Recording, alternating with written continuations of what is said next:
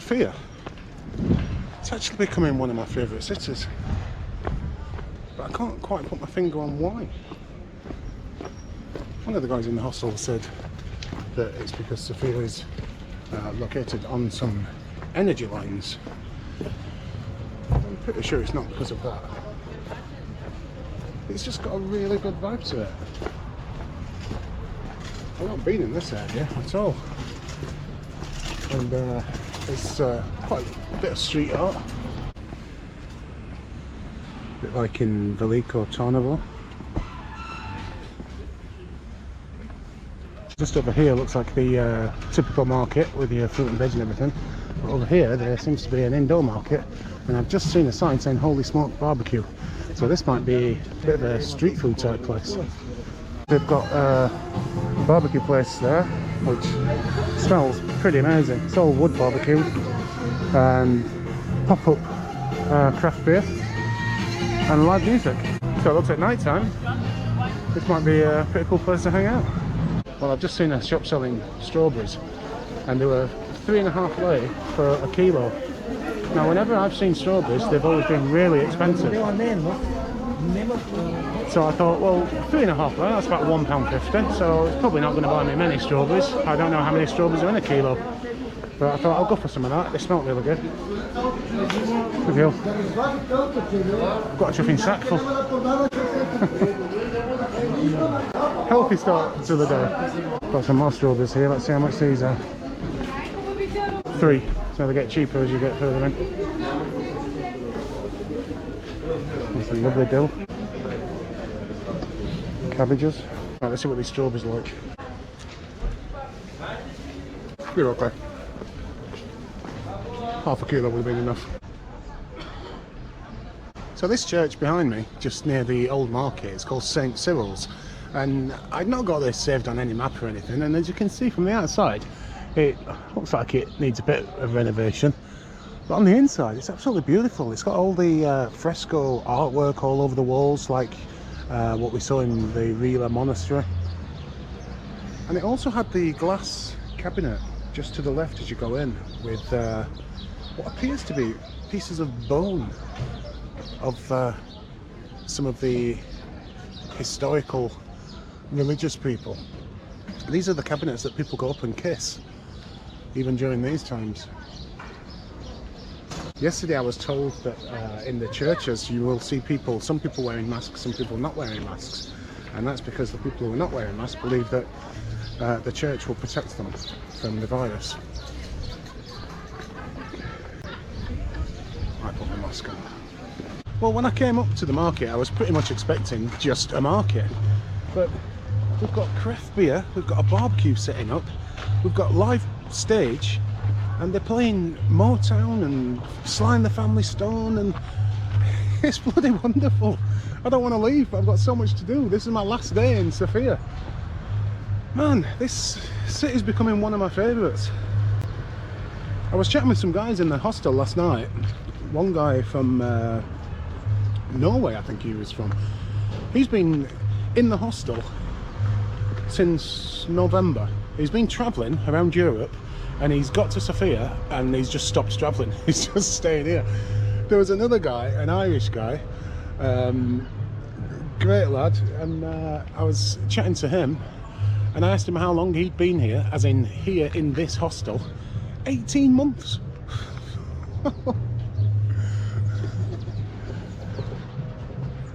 Now, during the Holocaust, the Jews of Bulgaria were subjected to the same treatment as the Jews in the rest of Europe, with the exception of the Jews of Sofia, because they were ordered to be deported to concentration camps, but the leading members of parliament revoked that order, and the 25,000 Jews of Sofia, although they had their property confiscated, they were not deported and were therefore saved. And most of them left for Israel following World War II. Obviously Europe wasn't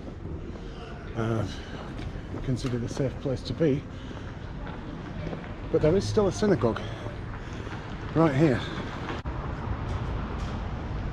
The information board explains that it's actually the largest synagogue in Europe. Not sure what this is opposite it. That's a grand old building as well. Oh, this huge building. Apparently it's Sofia's Central Market Hall.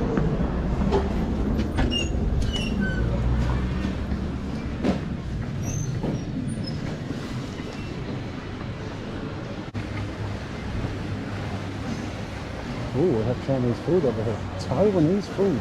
Yeah.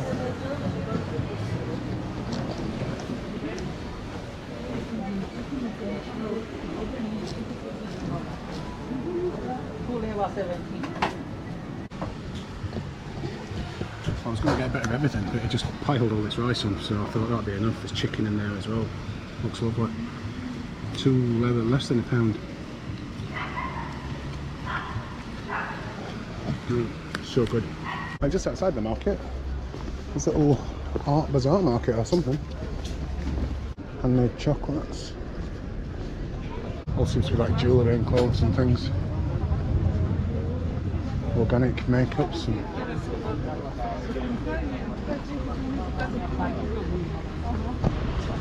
more jewellery. Literally on the next street from the synagogue, we have the mosque. I do believe it's the only one in the city.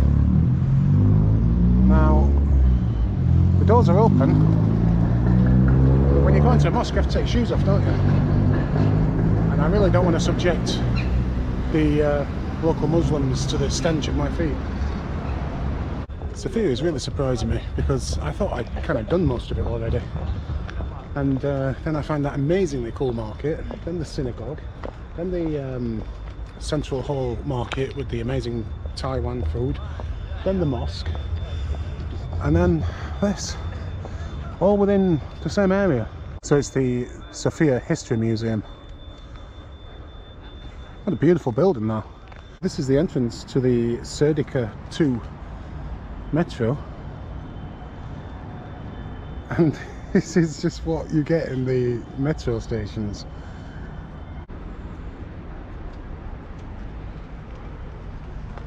This is the complex of ancient Sofia.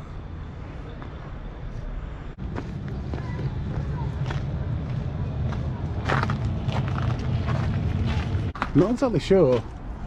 This on the inside, it looks like this is the history museum or something, because on the inside we've got tons more of these old ruins. I'm basically back at the old Communist Party buildings.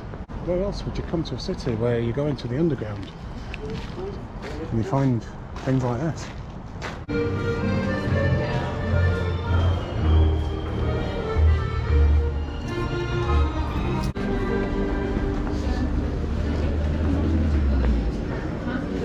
So on this one spot here, we've got the Mother Sofia monument. We have the old Orthodox church over there. We have the old buildings of the Communist Party over here. We have all the Roman ruins underground, including this building here. We have the History Museum over there. We have the mosque, we have the market, we have the synagogue. I'm absolutely blown away by this city. Now it's time to have a coffee.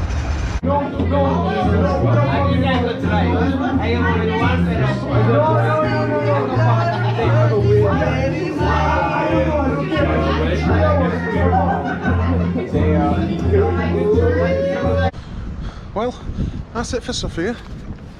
5 nights here, and certainly went out with a bang.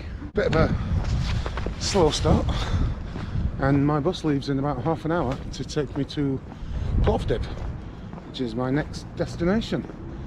Got to say, Sofia has been absolutely amazing. I've loved it way more than I expected to. I didn't really know what to expect, to be honest, but I've had an absolutely fantastic time. It's such a great city. There's so much going on. It's lively. It's got a great atmosphere, and I'm really going to miss this place.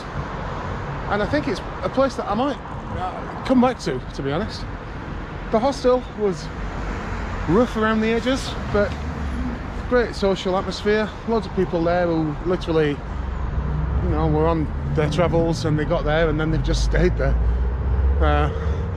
I can see why. It's a cool place. So let's hope that Plovdiv ticks all the boxes like Sofia did. Tell you what, Bulgaria has been amazing so far. Let's crack on and head to Plovdiv.